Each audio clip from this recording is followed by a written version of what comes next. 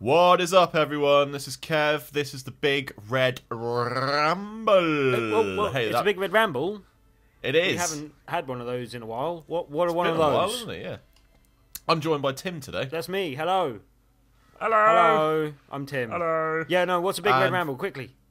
A Big Red Ramble is a video about us talking complete shite. All over right, the that's top enough of the video explanation. game. Look, that's a Big Red Barrel. There is one, and Lara Croft, she has some fire. There's She's discovered fire. We can at least assume that in Tomb Raider you get to play, at the very least, at a caveman level of progress in civilization.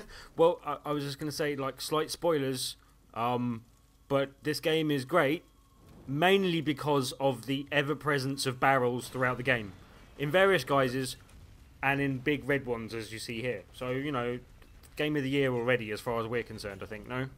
In terms of Absolutely. barrel quota and being up front, representing the you know, the brand, we like it. Well done. The takeaway from Tomb Raider 12 out of is, 10. most importantly, that there's no problem that can't be solved by blowing up a barrel. Yeah, and, you know, that's something we definitely like to do in, you know, just general life principles and stuff.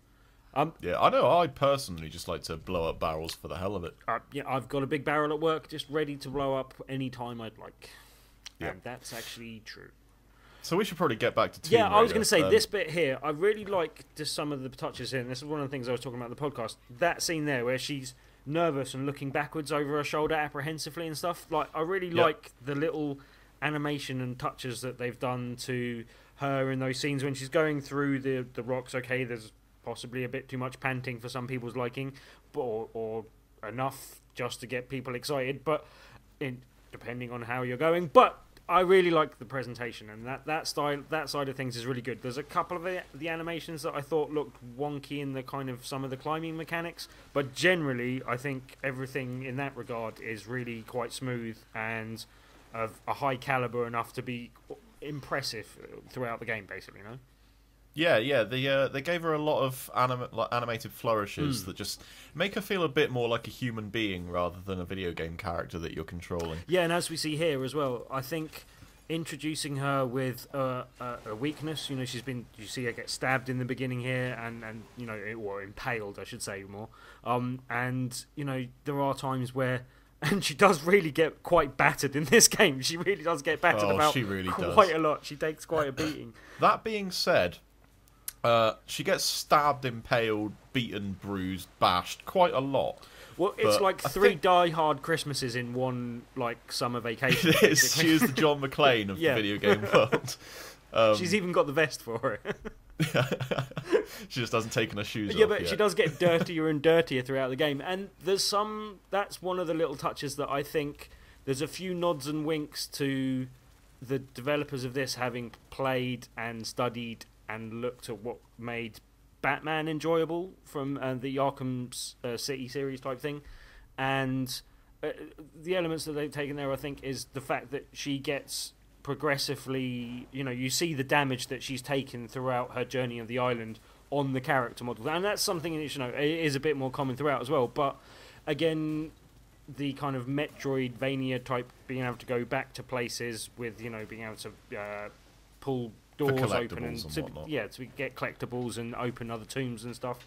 That's kind of you can kind of see how that's taken from. It's the Batman sort it's of formula becoming a as bit well, of a Square Enix trope at the moment, using a lot of Batman-inspired tech, like because they did it with Sleeping Dogs as well, didn't they? Where they just, that game was almost Arkham City. Yeah, but I mean, I don't have a problem with a developer looking at the good aspects of another game, seeing what works, and seeing how they can apply them to a formula. I mean, they've obviously, you know, the other comparison is obviously Uncharted, which is obviously something that learnt from Tomb Raider and expanded upon the kind of this mini subgenre of action archaeology type thing, and this is almost a reply to that. And there's definitely some things that they have learnt from that, but I like the fact that they've clearly sort of learn lessons from other games as well. And it's copying and it's whatever, but it's the good form of copying, you know what I mean? It's not the copying someone else's homework cheating type of thing. It's the let's all get together and make better games type of thing, which we like to see. It's you know? less plagiarism and more just friendly collaboration. Yeah, or not even collaboration. not even collaboration, but oh, look, she died. Oh, a homage, if you will. yeah. And we're where now? We found ourselves at a camp. At a camp. I think Tudor's done a little bit of a skip in the video. Yeah, I think he died. And that's one of the things I did find with the beginning of the game, and I've seen a similar complaint from a few other people, that the quick time events are quite difficult. Like, you will get caught by them, a few of them, and see a few gruesome stranglings and a few other caught like in a bear trap. Like in a bear trap. Well, no, this is that's in part of the game as well. You know what I mean, and like, but I don't know. There's times where the story, the whole narrative of the story, and the gameplay are a bit sort of not quite.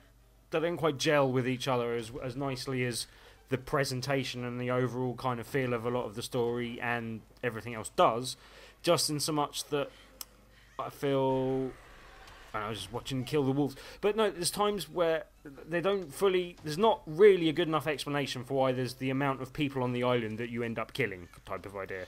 And then I'm not far enough into the game to justify that. Well, I mean, like the overall explanation, just generally, without giving away any spoilers, because you find this out fairly early on, is there's an island, there's something mysterious going on which causes lots of planes and boats to crash on this island, particularly.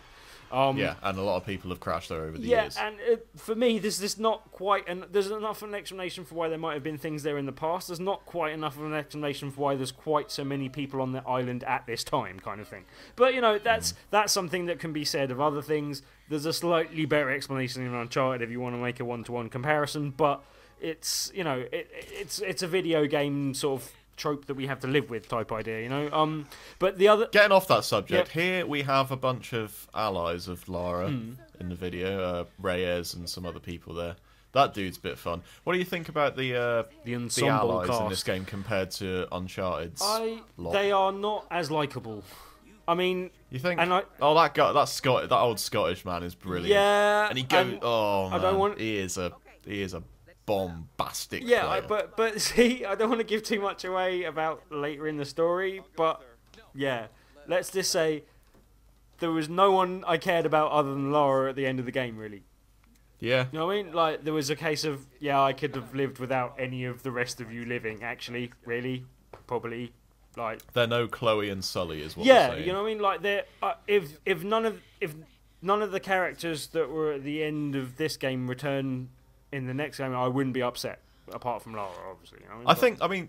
I'm only about 3/4 of the way through the game, maybe, but I think the characters have been written pretty well so far, especially Lara. Well, I think that's one thing. I think the characters and the stories are so well written that for me, the holes in this that are the video game tropes shine out through those holes because the rest of it is so well constructed. You know what I mean? Like, so the problem I was talking about before is a problem. The other problem that I think is the fact that she's very remorseful and kind of really shaken up by the first person that she quite brutally shoots through the head. I mean, she goes on pretty easily to shoot a lot of people after that. And then turns around and goes, yeah, but the next 100 were easy. I mean, like, it was a case of just, as I said, it's a thing about being a video game. In a film, you might see, more moments of remorse, and I guess you can't really convey that as well in a video game, perhaps. Yeah. But it's just one of those things where, as I said, it shone through just because it was a plot hole almost, you know what I mean? And it's because the presentation and the rest of the story is so to such a high standard of like movie style presentation, if you like, that it almost bears comparison to that kind of movie criticism, you know? Yeah.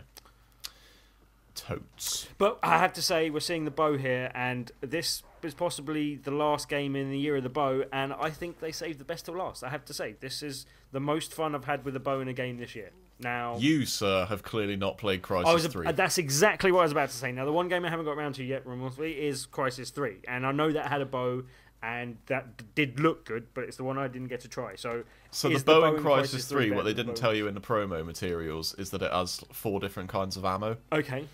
One of which is an electrocution arrow, which can fry anyone standing in water. Nice. Another of which is an arrow that you fire out towards someone, as long as it's in proximity, it explodes and kills everyone in the region. Right.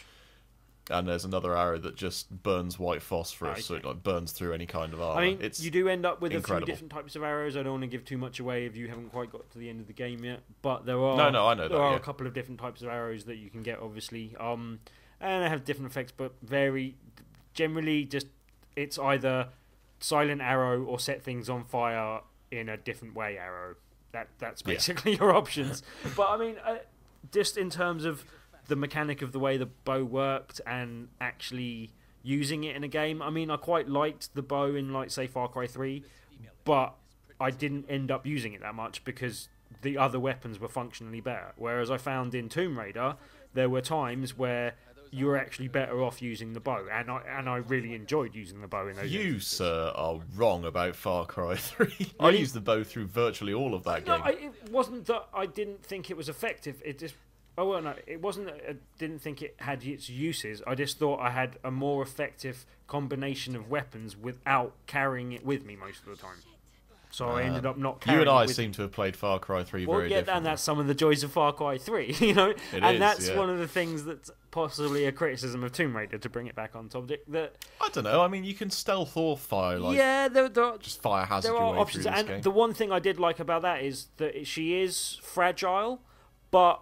So it encourages you to be stealthy, but at the same time, when you want to step up and actually have a fight, you've got the ability to do that. You know what I mean? Like, you do have the skill set to take a few people on, but you still have to be a bit wary of cover and stuff like that. And I thought the cover mechanic overall, considering there wasn't a button for going into cover, I thought the cover mechanic in this worked quite well for me. You know? Like, I didn't have any real problems with it during the game for the fact that it's an automatic cover system, which is a bit jarring going into it, but it does kind of work. They got it to a good it's because a good functionality. Yeah, because basically when you go near any low wall, you'll crouch, and there's no crouch button in the game as well. So if you need to go through like a low area that's, you know, you need to duck into, you just walk up to it and automatically walk through, which for me almost felt more natural. No, it feels unnatural to click a button to move your body when you're moving your body with the stick generally anyway. To me, I don't. It was really clever how they made those cues for when, like, you know, when there's someone around to potentially fight, when you suddenly start going into cover and you pull your weapon up. Yeah. It's really clever. Like, you don't always know there's someone around visually or even audibly, but when you start ducking behind rocks with your bow out, you suddenly, right, okay, I need to be a bit more careful. Yeah, and I mean, there are just little nuances to the game and stuff that they did really well that do make it a more pleasurable experience to play through, type thing. You know what I mean? Like, it's nice to see that level of polish and extra care taken in presenting the game.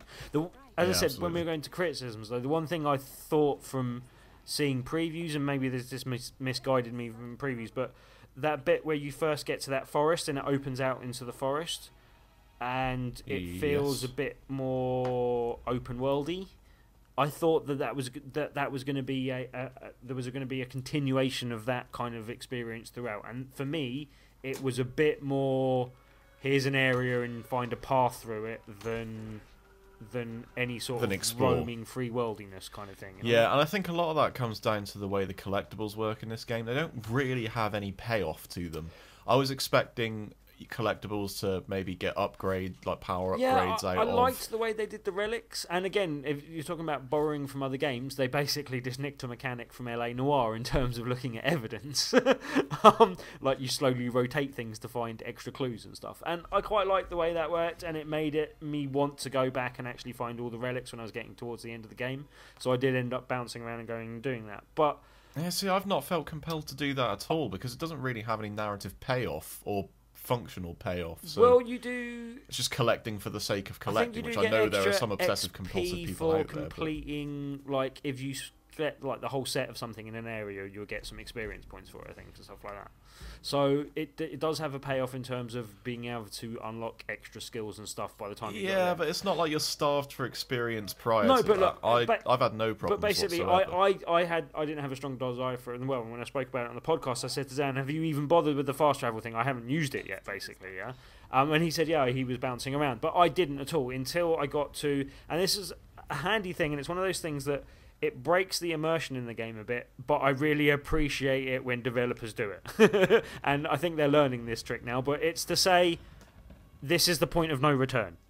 You know what I mean? Yeah. Like, you can't fast travel. All it says is you can't fast travel after this point, which to me means... It's the Mass Effect Omega yeah, relay. exactly. But I really like knowing that, because that made me go, okay, all right, do I want to go back and do this? Okay, yeah, I do. And like, I went back and just did a few of them and had fun doing it, so ended up like going back through the whole... And I didn't get all the...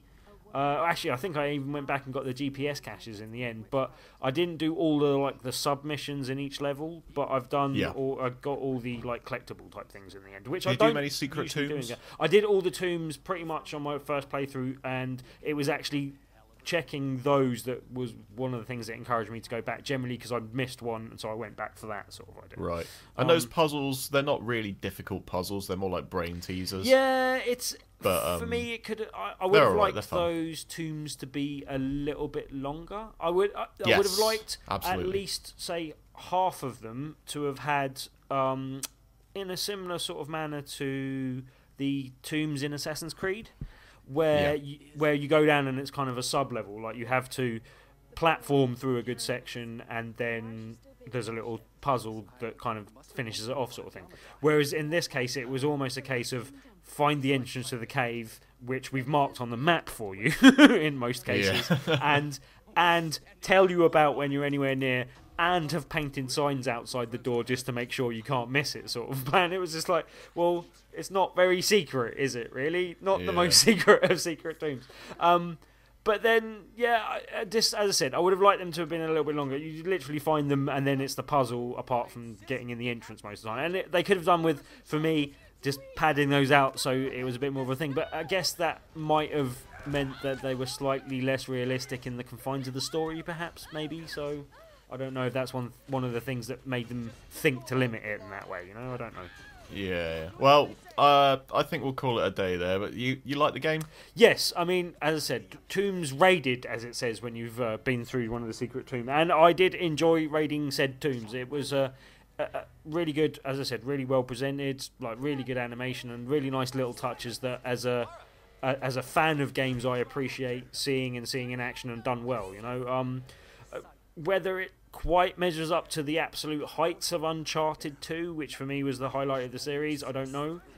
But I think it's a very good start, and I'm really keen to see where they take the series from now on. I'd quite happily go out and buy the next game in the series, which is not something I would have said of previous Tomb Raiders. So yeah, fair one. Reboot. And you're reviewing this, are you not? Yeah, I will have a review for this. I just want to play a bit of the multiplayer, which I'm planning on doing this evening, and then I'm going to get on with my review. Look, spoilers, I'm going to give it a pretty good review for the multiplayer game, at least. I like what I've seen of the single player, but I've heard bad things from other people, so I'm going to give it another chance myself and see what I can see there. But yeah, I mean, right on. For the single player game alone, I think this is definitely worth a purchase. Absolutely, I agree. All right, game of the year so far, would you say? Is that fair? Is that overstretching, or say what? Would you say it's the game of the year so far? I'm not 100% sure. No? It's up there, definitely. Yeah, I definitely think it's a very strong contender, if not the current winner for me, possibly. Right. Come back at the end of the year and discuss that. There's a death for Lara as well, which is probably a good note to end on. Yeah, she dies. Arrow through the knee. Arrow through the knee. Alright, well, we'll leave it there. That has been another Big Red Ramble. We will see you later, guys, next time. Cheers, Kev. Thank you very much, everyone. We'll speak to you soon. Bye. Latest.